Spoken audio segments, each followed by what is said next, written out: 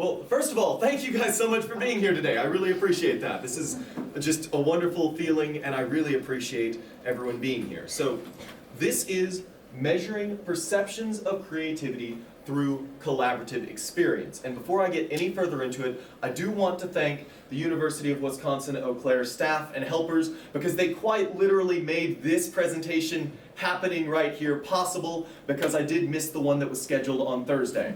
And so, tremendous thanks to them for making all of this possible. They've been just incredibly helpful. Now, measuring perceptions of creativity through collaborative experience. So here you can read this abstract. Got it? Yeah. Not to worry, I will catch you right up if you've had any issues. So to introduce myself, I am Logan Mosser. I'm a visual arts and philosophy double major at the incredible Kennesaw State University. Good. So you can see here, I'm a painter, a sculptor, a photographer, but the main art that I'm going to show to you today is collaborative art. Now, we like our definitions in research. Collaborative art is, in my eyes, any form of creative expression that you do with other people. And so that can be painting, sculpting. If you're doing it with other people, I call it collaborative art. Dancing with other people. I know some of us went out dancing. That is collaborative art in my eyes, because it's creative expression with other people. Now, my journey in collaborative art started in a class called Concept, Creativity, and Studio Practice. And I want to acknowledge my incredible professor, Jonathan Fisher, who started this journey with me. He taught that class and has continued to support me through this journey in fantastic and wonderful ways. I am truly indebted to all of his help and support, and so I appreciate everything that he's done for me. Now, in Concept, Creativity, and Studio Practice, I wanted to do all of the assignments in that class in a collaborative way, and so in a way that involves other people. And so this circle we see up here, that's a piece of stretchy lycra material on a hula hoop that's stretched down with a weight, and then me and my participants rolled paint-covered marbles and made these exciting marks. It's very cool, it's exciting.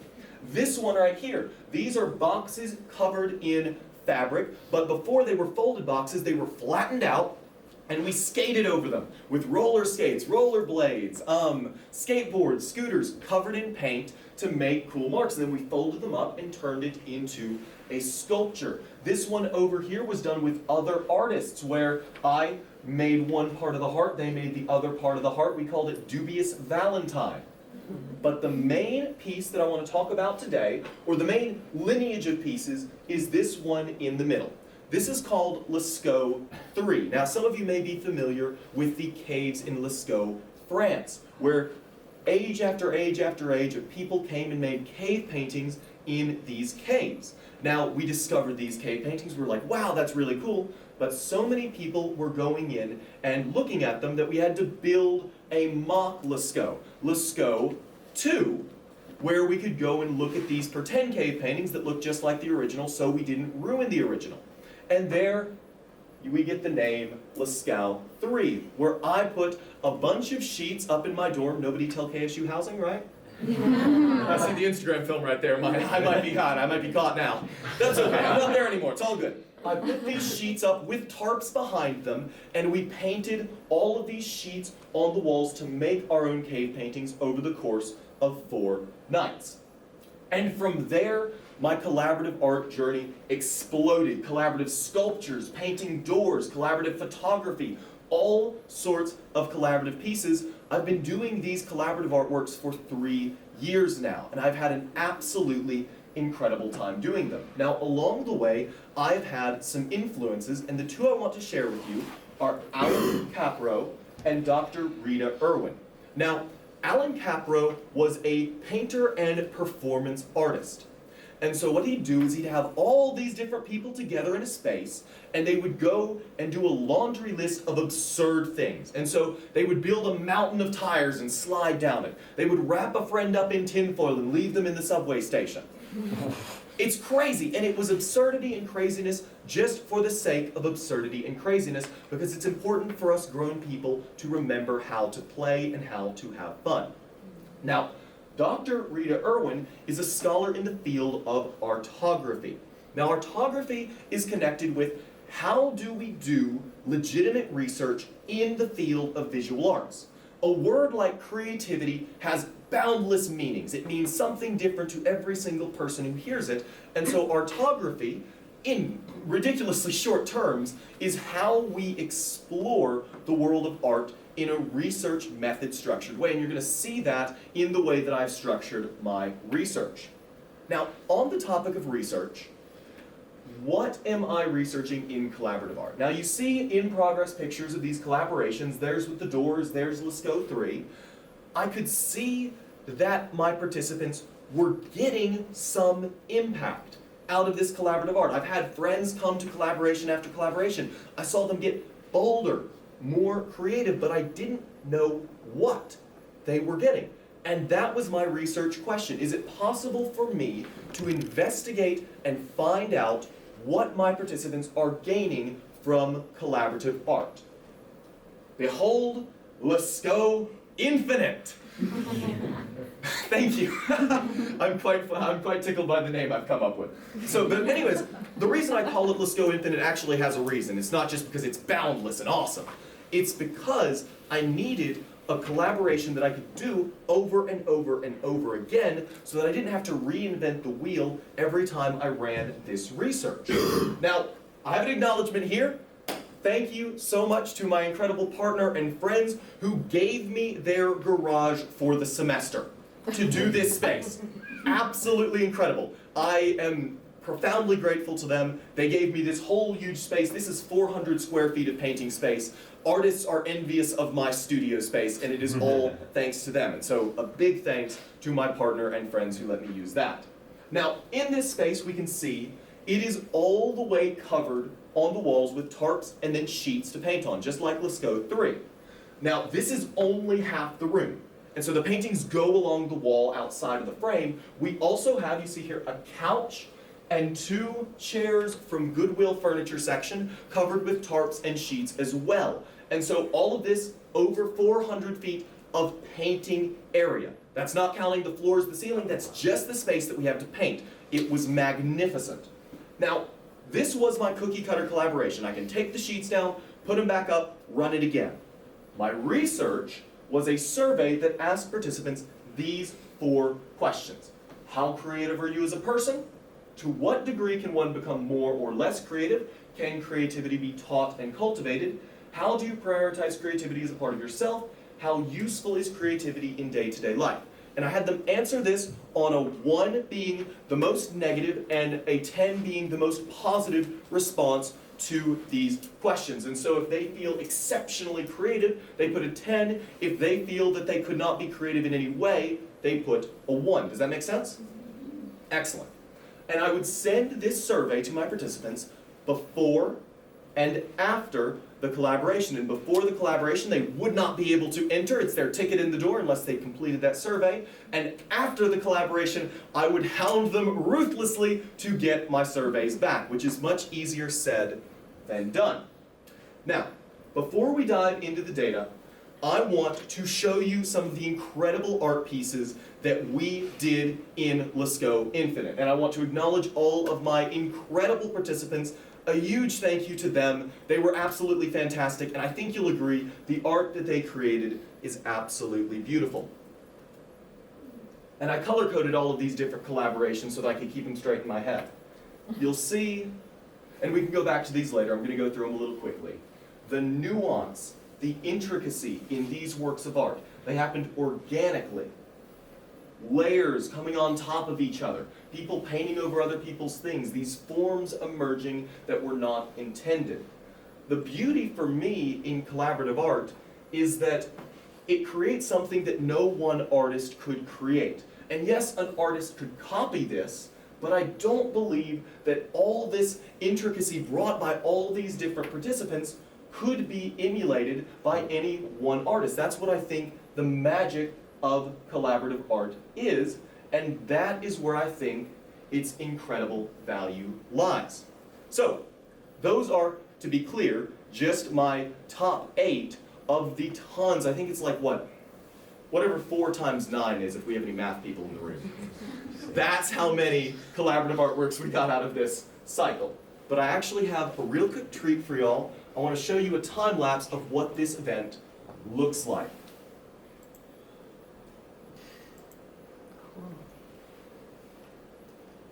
And so we see those walls starting to fill up, people going every which way. I always tell my participants, nothing is sacred, paint over anybody's anything. People sit on the floors, hang out, people go in and out of the space. It is a very fluid and creatively cultivating sort of environment.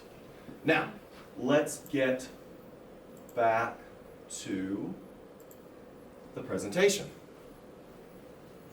Survey results. So this is going to get a little bit data heavy, and so I want you to just look at the shape the data takes on from pre-survey to post-survey. A lot of numbers, don't so much worry about that. Right now in this presentation, all I want to talk about is the overall trends of the data, so just pay attention to the shape. And so we have, this is my participant distribution, and so this first 22% of them were in the first run, 30% and 30% were in the second and third run, and then the fourth run was not a party but an intimate get-together with 12 people at 16%, and that made for a total of 75 participants that went through this survey cycle. And so here's our pre-survey, how creative are you as a person, and then post-survey. We have, to what degree can one become more or less creative, pre-survey, post-survey. How do you prioritize creativity as a part of yourself? We have pre-survey, post-survey. And I promise you I'm going to go through and explain this. Don't worry if you're not picking up yet. That's all good. How useful is creativity in day-to-day life? We have our pre-survey and our post-survey. So skip that a little bit quickly. What are we seeing here? So let's start with our 1 to 4 range. People who on the pre-survey started in the 1 to 4 range. We see in the post-survey explosive growth. They shoot up to the 5, 6, and 7 range, which for me was fantastic to see, because that means that people who come into the collaboration feeling what I would describe as uncreative leave the collaboration feeling much, much more creative. Now let's look at that group of people who started in the 5, 6, and 7 range. They grow a little bit. They go up to the 6, 7, 8, and sometimes 9 range. And so if you start with a middle amount of creativity, perceived creativity, you perceive afterwards that you have grown a small amount, which is pretty cool. But here's where things get interesting. In the 8, 9, and 10 range, from pre to post survey, most people sit still. They're like, 10 on creativity, 9 on creativity, 9 and 10 again.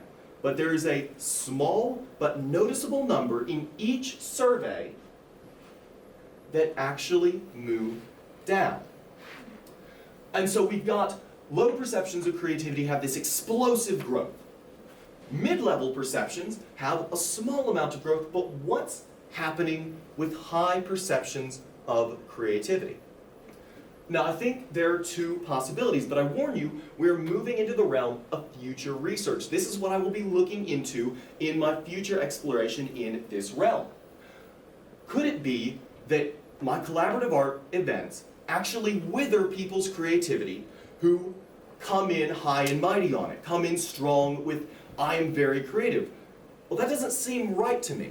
And I say that because I've been at the end of these collaborations. It's an enthusiastic, expressive, passionate sort of setting, and I really don't see that to be the case. The people who have gotten the most from it and been the most creative, even if they started that way, they don't seem discouraged to me.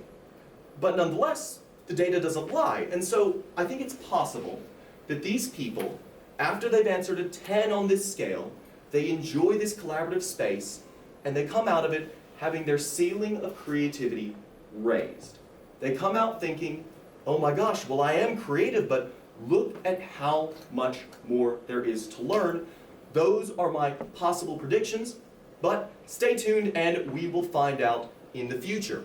For now, I am absolutely overjoyed to see that the impact I felt that my collaborative art was having on participants is indeed the case. This explosive growth for people who don't feel as creative, and this small but noticeable growth for people who feel middly creative. That is a really cool thing to see. It means that the people who are doing these collaborations are, in fact, getting results out of them, and it means that it is worthwhile to continue exploring creative art as a medium because it is a way for people to further develop and find their creativity. Now, these are some of my references. We can absolutely geek out about these after the presentation if you would like to, but for now, I want to do one last acknowledgement. Thank you so much to all of you. I really, really, really appreciate you being here. It is so incredibly kind for you to listen to this thing I have to share, and I really appreciate you being here and being excited about it. If you want to look at the full range of collaborative art, like I said, there's 4 times 9 amount of these sheets. And so if you want to check out my other work, I haven't gotten these up on my Instagram yet, but my website has all of my artwork, and my Instagram has a lot of my artwork. You can find it in that QR code there. But other than that, thank you so much for being here, and thank you for spending your time with me.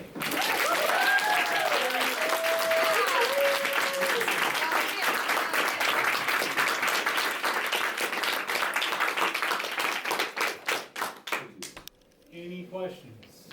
Oh my gosh. Go for it. Oh, I got it. Yeah. So my question is, so you did this multiple times, 4 times, right? 4 times, yeah.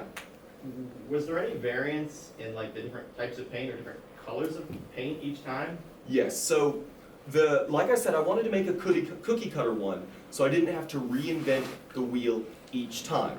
But what I did actually vary on, I varied on the color of paint, but that's not as interesting as varying on the amount of paint and the types of ways I use the paint. And this moves into how I practice the art of collaborative art. Because for me, it's not as much the painting as how I set up the space. And so you can see, I'm gonna zip back here. Oh my goodness. So look at this third one. Very, very watery. We had spray bottles filled with liquid or watered down paint, and this time I felt I had a little too much of them.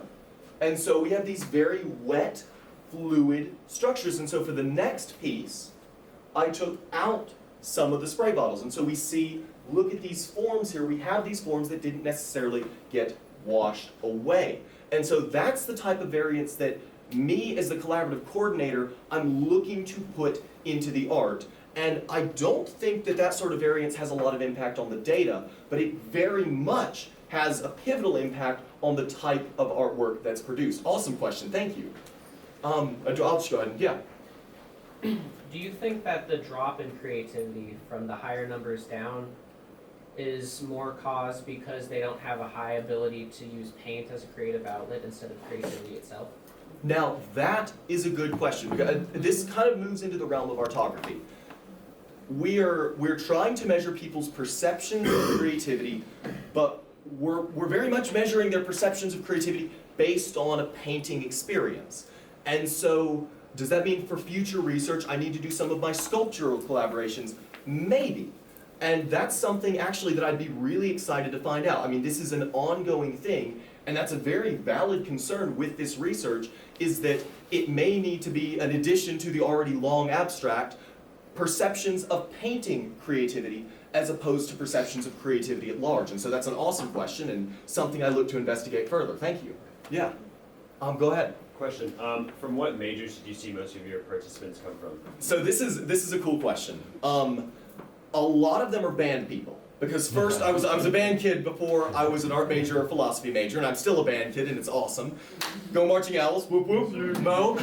And so a lot of them were band people. A lot of them were philosophy majors. Some of them were art people, not as many art people as you would expect actually. It was mostly philosophy and band, and some of them were just friends that I've picked up along the way. And so you see, there is an emphasis on, I wouldn't say, like, philosophy has an analytic side to it, but it's also a very abstracted type of major. Art is a sort of abstracted major.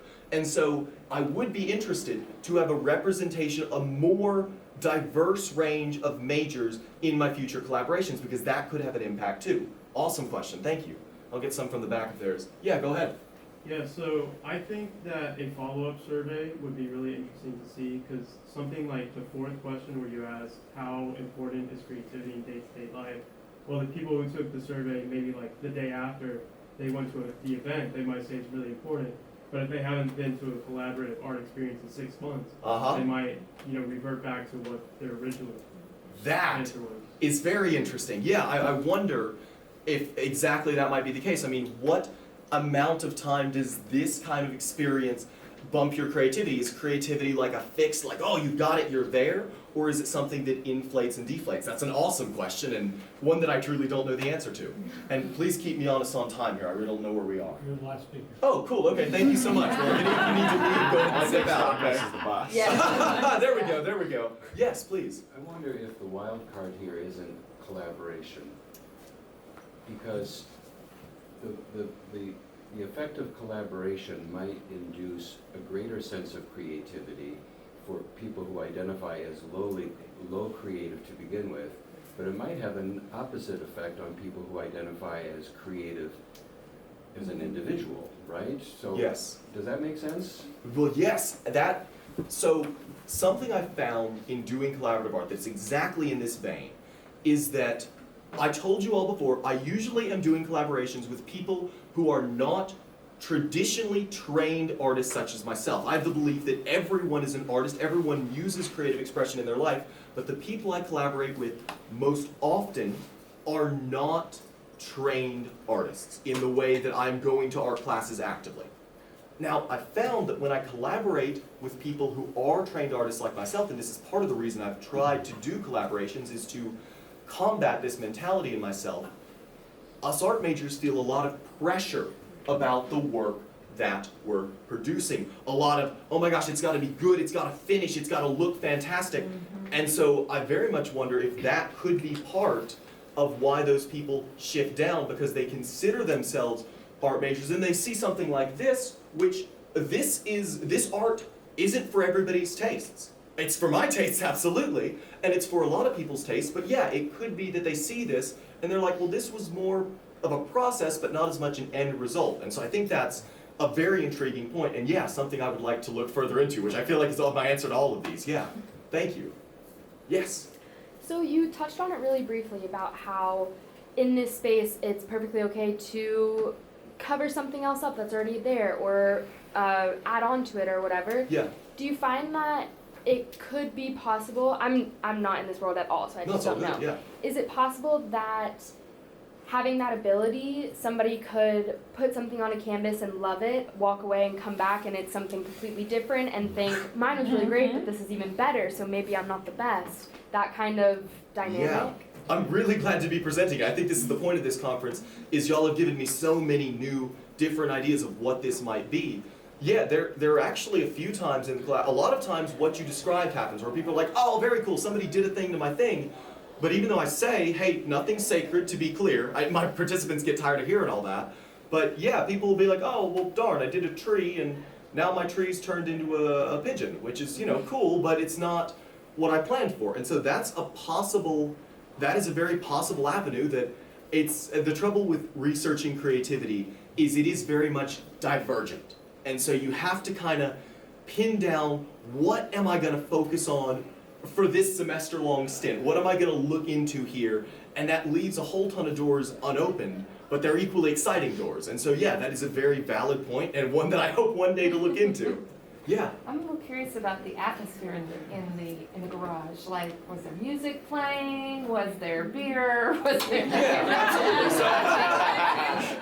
Yeah, absolutely. So yeah, there was these events, and like I said, there was one with, what was it? There was one with a bunch of people. There were two that had the same amount of people. It was like 27 maybe. Yeah, there was some with a bunch of people, some with the middle amount of people, some with 12 people. And so the environment kind of takes a different form each time. But the things I try to do to that environment are, yes, there's music playing. Yes, it's a very moving, sort of dynamic environment. And yes, I do try to have food and refreshments. Sometimes there is alcohol, I will say, but that's not really, that's more of my friend's realm of them making that happen. I'm more focused on the research in that front. But yeah, I found that having food and refreshments often extends the life of the collaboration to where you get these more interesting forms that have the depth and complexity that I'm looking for. That's a really great question. Thank you. I appreciate that. Yes? Yeah, so I love the connection between the work you did in LSCO, but when you got your participants in there, you gave them the means to produce art. What was the first thing you observed they did? What was the first mark that a human would make, if they could? Yeah, and so when I did LSCO 3, the one I did, 3 years ago now, that one I primed my participants by talking about the LSCO cave paintings. And so when you look at those pictures, if you want to look, they're on my website, it's LSCO 3, it's very much handprints, leopard print, animals. And so I kind of had it in my head that this would be the same, but it very much wasn't. I had a lot of paintbrushes, the cheap felt ones you buy. And so most of what people did is they took a paintbrush, they dipped it in paint, and they just whah! They slashed across the canvas. And they went whah! Whah! Just slashing across. And it was real, everyone, and then they started to like, okay, well I'm gonna make some trees. And I'm gonna make some forms. And so we started zeroing in on some more like notable things that you could look at and describe as, oh, this is this thing. But then as the space filled up, they started having to connect with each other, and they started having to paint over other people's things. And so I guess that's sort of the loose progression of what kind of marks the participants make. Thank you. Yeah, any other questions? Yeah, absolutely. Yeah, so there's alcohol at parties. Do you see any like correlation between parties where there was maybe no alcohol and parties where there was a lot of alcohol? Yeah, so to be clear, I have done a lot of collaborations over the past 3 years, and they are not, when you picture a college rager, that's not what's happening here. To be very clear, I believe, from what my participants tell me, it's a fantastic time, but I make it very clear, and my participants are really good about, we understand that the main point of this is very much the art.